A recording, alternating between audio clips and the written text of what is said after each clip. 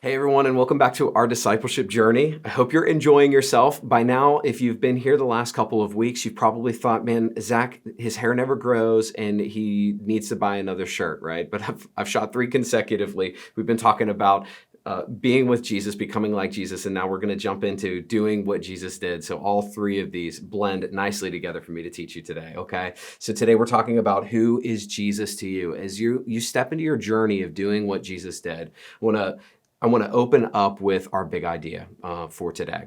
By now, you've heard who Jesus says he is. You can read it along with me. By now, you've heard who Jesus said he is and who others say he is. But the most important thing is who he is to you. Our ability to express who Jesus is to us personally is our primary way of reaching the lost. Let's get comfortable talking about Jesus and sharing our faith with the people around us. Okay, so today I'm going to teach you how to do a 5-minute testimony. I remember when I was at Geneva College, the Lord really impressed upon my heart to share my testimony with a gentleman who had just started coming.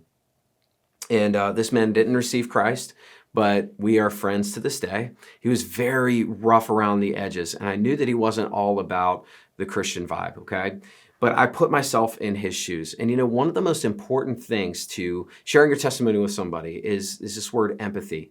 I think one of the aspects of sharing a faith with people is that you have to know when their heart is ready to receive it. Look for the spotlight on somebody.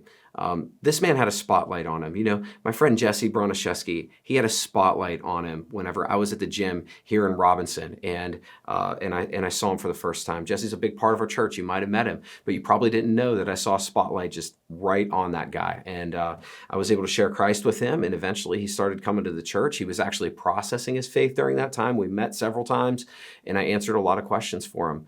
Look for that spotlight. Empathy is really big. So when I shared my testimony with him, it was interesting that earlier I had come up with a way of giving a 5-minute testimony. At the end of that testimony, he didn't receive Christ, but he looked at me and he called me Kicker. That was my nickname. He said, Kicker, he said, I just thought you were, and he actually was like deep South, so I'm not going to do his impression here, but he said, I just thought you were some, privileged white kid who never had any issues in his life. He said, thanks for sharing that with me. And I know that he walked away impacted. I'm going to say this later on, but I'm going to say it one more time. See, the purpose of you sharing your testimony, sharing Christ, it would be wonderful if every person came to Christ, but that's not always the case. I think we have to understand that everyone is a link in the chain. You might be a link in the chain. You might not be the last link that leads them to Jesus, but you're along that chain. You're somewhere in there, and you are a link in the chain. So be a link in the chain. This is how I break my testimony down into 5 minutes. I'm going to give you 3 aspects of it. I'm going to give you examples along the way. So we'll do 3 aspects and then we'll back up. So the first area is brokenness. The second one is hope. And the third is restoration. If you remember that, you'll be able to remember what your testimony should be. And you have a couple lines in there, okay? So brokenness. Now realize everyone's broken. We've gone through the discipleship pathway. You understand that we were all born into sin. All of us were broken beyond repair.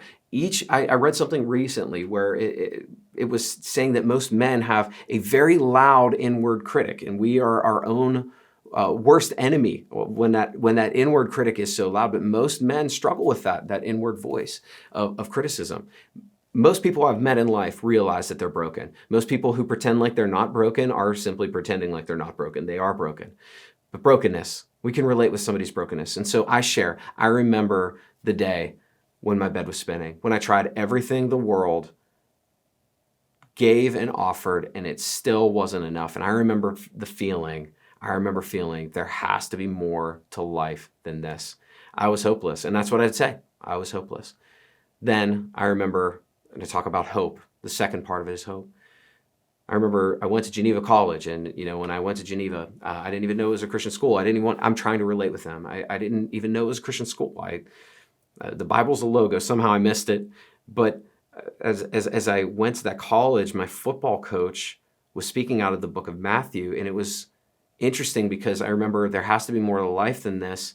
And now he's reading out of the book of Matthew and telling me there's more to life than this. It was a fascinating tie-in for me at that moment. And I don't honestly remember everything that he said, but I do remember God speaking to me that night. And he shared the words, I'll still have you. And to me, that was hope, because I thought I was so broken that I was broken beyond repair.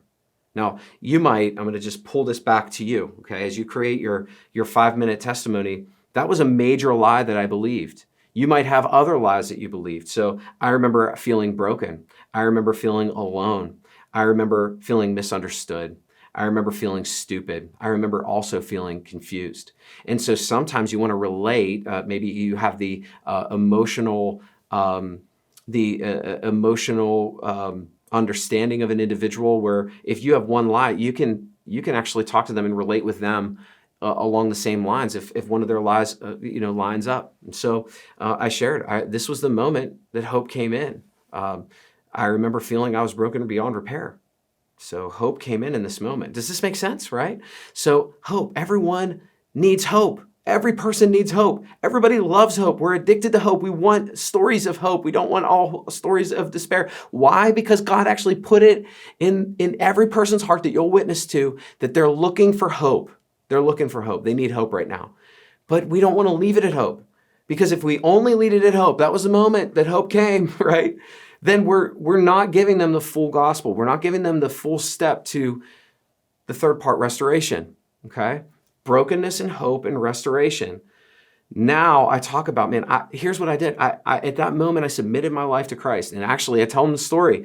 Matt Brown, one of my very good friends, pulled me aside and he said, I saw God doing something in your life tonight, and I want to be here to help you. How can I help? Matt started taking me to church, and he prayed with me that night, and he actually had me call my girlfriend and break up with my girlfriend after he prayed with me to rededicate my life to the Lord and get serious about the things of God again in my life, right? So I give people that restoration. This is how I was restored. I was actually, I prayed with him and I made a response, and then I took an action. I actually broke up with my girlfriend at that time, and that was a hard step, but it was a step of trust. And I knew that I wasn't going to live for God fully unless I did this. But look at where I am now. My life is beautiful. I never thought, and so when I talk about restoration, honestly, guys, I never thought that I would be a good father. I never thought that I would be a faithful husband. I'm both of those things. All I wanted to be was a father and a faithful husband, but I never thought that I could do that. I also never believed that I could be used by God in any capacity. All of those things are now true in my life. And I believe that people from the outside who come in actually see that, okay? So I say, this is where I am now. And now I'm giving my life to help people like you. Or I want to see this message to transform my life, transform your life, okay? Remember, you're a link in the chain. You may not be the last link, but every link matters. So here's what I want you to do. Write out your 5-minute testimony, but keep these 3 aspects in mind. It's like a little outline. Brokenness, hope, and restoration. Come on, go ahead and be that link in a chain. Enjoy your discussion today and enjoy yourselves. Share the gospel. Be like Jesus and then do what he did.